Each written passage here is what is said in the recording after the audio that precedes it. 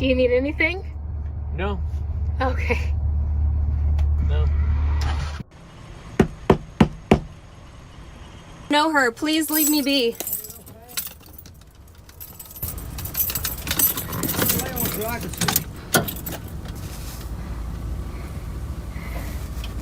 Fuck your camera, man. You're not. I said, stay back, and he still keeps coming closer to me. Welcome, guys. In today's video, we will cover 3 disturbing camping encounters, which were all caught on camera. Up first, we have Alyssa Vanilla, a solo, nomadic traveler whose quiet desert camp turns unsettling when a stranger's behavior raises serious red flags. Alyssa Vanilla is a nomadic traveler who has spent years living on her own, moving quietly from place to place, and finding comfort in isolation.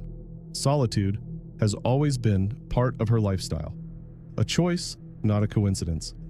But on this trip, in the Arizona desert, outside Tucson, that isolation would turn into something far more unsettling.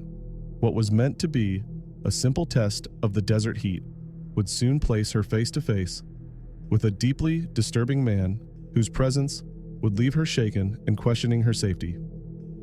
You have a guy mountain up there that is watching you with binoculars. What Alyssa didn't realize at first was that the man appeared to be telling her a story, a cover. He claimed that another man was watching her from the hills with binoculars, planting fear and urgency into the situation.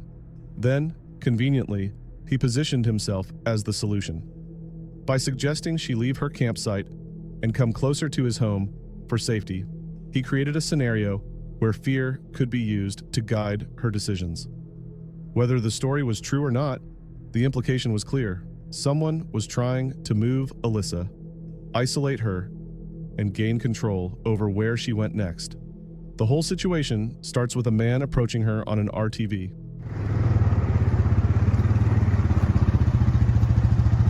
Hi. Doing okay? Yes, I am. I'm just kind of checking, making sure everybody's got enough water and... Oh, okay. Are you a ranger or? No, I just live close. Oh, okay. So I kind of come out and check, make sure, because I know there's a lot of people that come out here that don't have a lot. I'm fine right now. I don't know if I'll stay here, but I just wanted to check it out and see. It's pretty hot though. Do you do this, like, is this what you do for a living? Do you, like, travel around or what? Yeah, basically. He asks if she's doing okay and explains that he checks on people to make sure they have enough water. Alyssa asks if he's a ranger, but he says no. He just lives nearby and drives through the area occasionally, which obviously seems very sketchy to say the least. The conversation continues. He asks about her lifestyle, how long she's been living in her van, and whether she enjoys it. He reassures her that he'll likely pass through again and insists there's nothing spooky about his presence. He gives his name, John, and explains, unprompted, that he started doing this after someone stole from his house years ago. The interaction grows more uncomfortable when he offers access to water, showers, and even suggests she could visit his home. My wife is, my children are, so if you need a shower, you're welcome to, come by. Probably would work better, since you're a female, it would probably work better if you came by while I was there a couple of times. Mm-hmm. He mentions his wife and children repeatedly, emphasizing trust and familiarity. Eventually, he leaves, and Alyssa tries to brush the encounter off. Shortly after, the man leaves for a short time. Alyssa is talking about how all the stuff the man told her just seemed very weird. He says he makes rounds. He says that he makes rounds out here and makes sure everybody has water. I guess checks on people because he lives out here. As she's filming, the man returns, this time with alarming information. He tells her that another man is watching her from the mountain above using binoculars. So you have a guy on the Uh-huh. mountain up there that is watching you with binoculars. Okay, well, that's unnerving. The claim immediately puts her on edge. He explains that the man on the hill drives an older Dodge pickup and supposedly offers water to people camping out there. Alyssa realizes something unsettling. The story mirrors exactly what he himself had just told her earlier. She asks clarifying questions. Did he actually catch the man watching her? Or did the man admit to it? He claims that when he drove up, the man already had binoculars raised, looking directly in her direction. He urges her to get a good look at the truck and suggests she move to the other side of the hill, an area that's far more open and exposed. Well, it's not that you can't stay. Just, I'll be honest with you. Yeah. The other side of the mountain is safer. Really? Yes. Okay. He's driving a older Dodge pickup. And he told me he comes out here and offers water to people. Then, the man tries to trick the Alyssa to leave his car. You see that white truck underneath the tree? I'm right in the tree view, so. All right, come out here and I'll show you. As the conversation dragged on, Alyssa tried to break eye contact by focusing on something ordinary, folding her laundry beside the van. It was a small, instinctive attempt to reclaim a sense of normalcy. But even as she looked away, she could feel his attention fixed on her. He didn't move on. He didn't look away. Instead, he remained parked on his ATV, watching her in silence. Alyssa realizes she was more disturbed by him than by the alleged man watching from the mountain. His behavior felt invasive, calculated, and deeply uncomfortable. Trusting her gut, she packed up immediately. Solar panels, generator, everything, and drove straight into town, putting as much distance as possible between herself and the desert campsite. It quickly became clear that the story about another man watching Alyssa was almost certainly fabricated. There was no proof, no urgency beyond the one he himself was creating. In reality, the claim appeared to serve a single purpose: to frighten her, destabilize her sense of safety, and position him as the only source of protection. By introducing an imaginary threat, he could justify lingering, guiding her movements, and attempting to draw her closer. And while his true intentions remain unknown, his behavior suggested that he may have been hoping for something far more sinister than simply checking on her. Up second, we have Sarah Dungo, a solo van-dwelling traveler whose quiet night turned into a deeply disturbing camping encounter.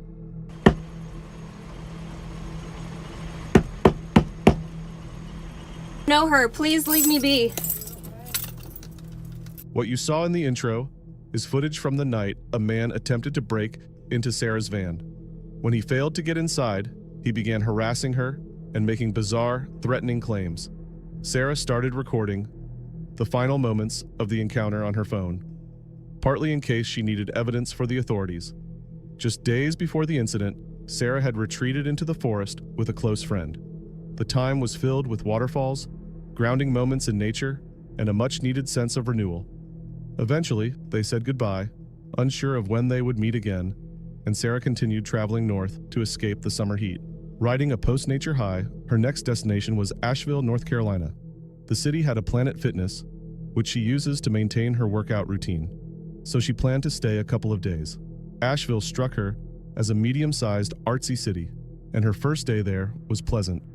Wandering downtown, enjoying the creative atmosphere, shops, restaurants, and people. The second day mirrored the first, calm and enjoyable, but the night would be very different. She chose a different Cracker Barrel across town, one that seemed quieter and well-reviewed online. As the restaurant closed and the parking lot emptied, she found herself alone, cooking dinner inside her van. Know her, please leave me be.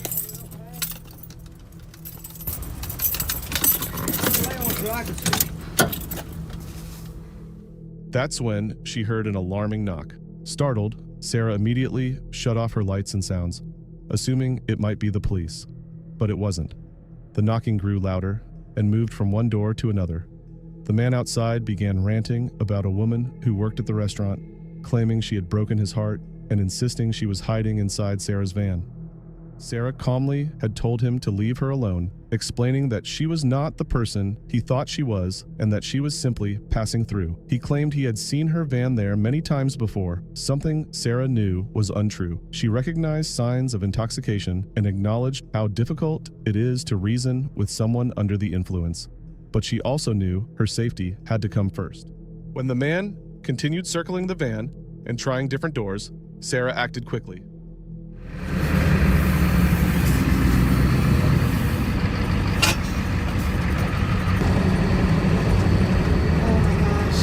What just happened? She disconnected her propane stove, secured what she could, and slowly drove away, even though her cooking setup wasn't fully packed. She explains that this limitation in her van design made the situation more stressful, but leaving immediately was the priority. Ultimately, Sarah decided to leave Asheville. While she still appreciated the city, the experience changed how safe she felt there. She chose to return to nature, planning a route to a remote location where she could feel grounded again. Looking back, Sarah shares a key lesson: stay calm, stay centered, and act from clarity. Calmness doesn't mean inaction. It means maintaining awareness so you can respond intentionally rather than react emotionally. According to her, attackers seek fear and control, and denying them that reaction is powerful. Your body is a powerful tool, so if an uncomfortable situation arises, that is when your sympathetic nervous system is activated, which is your fight or flight mode. She explains that fight or flight responses are natural, but when you have the ability to leave, flight is often the safest option. Preparation, awareness, and knowing where your defensive tools are can make all the difference. Sarah emphasizes trusting your intuition and living from a place of love rather than fear. While dangerous encounters can happen anywhere, refusing to let fear dictate your life is essential, especially when choosing an unconventional lifestyle. Next, we have the wild between us, a female couple living and traveling full-time in their self-converted van, an experience built on freedom, trust, and life far from crowded places. But during a stay on remote Crown land in Manitoba, that sense of safety would be shaken by a deeply uncomfortable encounter with a man who refused to respect boundaries. Tanella and Carissa introduced themselves as full-time van lifers, traveling with their 2 dogs, Kota and Cleo. They've arrived in Manitoba and set up camp on beautiful, secluded Crown land, planning to stay for a full week. The location is quiet, scenic, and far from major roads, exactly the kind of peaceful isolation they usually seek. The night passes without incident, and the next morning begins normally. Coffee, cleaning, breakfast, and chores. One of them takes the dogs for a walk alone, carrying bear spray and a machete, a reminder that even in beautiful places, caution is necessary when camping remotely. They explain that shortly after showering, an unsettling encounter occurred, one serious enough that they stopped filming entirely. While they emphasize that most Crown land experiences have been overwhelmingly positive, this situation left them shaken. So we were debating staying. Originally we were supposed to stay a week, but a couple things happened. A vehicle had been driving back and forth near their campsite. Given how remote the area was, roughly 20 kilometers from the highway, the repeated passes immediately stood out. The vehicle slowed, backed up, drove away, and returned again. The man eventually drove directly down their access road and stopped a short distance from the van.